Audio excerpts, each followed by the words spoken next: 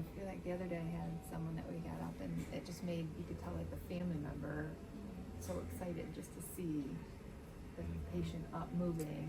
I think sometimes the patients even surprise themselves too, because we kind of like, you know, introduce the idea and they're like, you can see like their eyes get kind of wide, like, are you sure? And then we actually set them up, stand, get them moving, and I think it helps them like show them they have the strength still to keep moving even though they are on a ventilator. And I have had many, patients up moving in the room vented.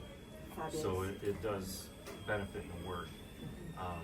But I think it also gives the patients confidence that they can still do.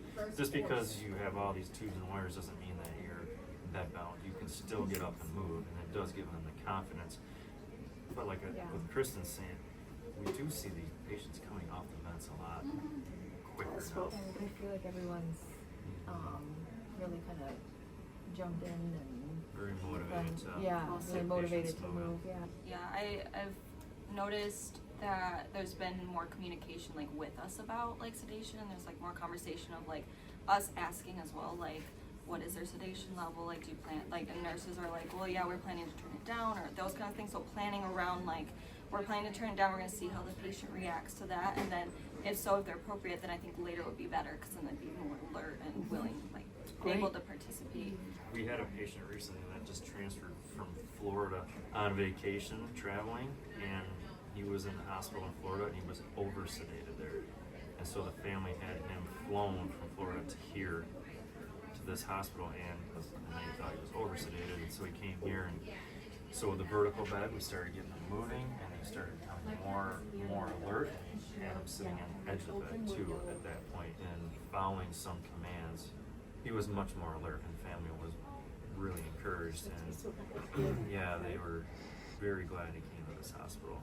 I feel like it goes with all those people kind of doing their part and contributing. It actually goes pretty smoothly. I would say it's pretty close to the amount of time I spend with non-vented patients too. And I feel like it's very organized. They've done a nice job on the floor between like just a communication, a way to communicate with respiratory therapists, the nurses, having Sarah too, kind of setting up and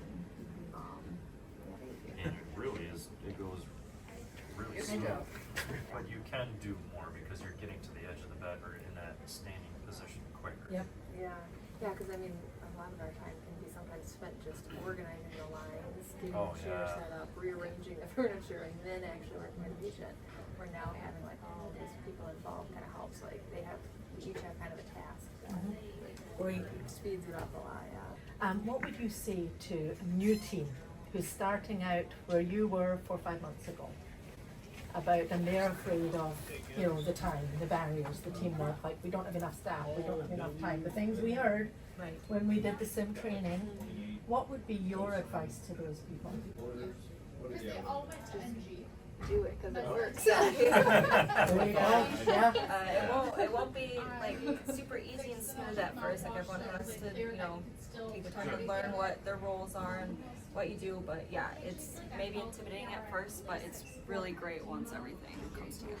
It takes a little bit to get used to, but now once you see that vented patient on your patient list, you're not like, oh no, this is going to be a really hard treatment. It's going to take forever. Now it's like, this is going to be fun. It's just another patient.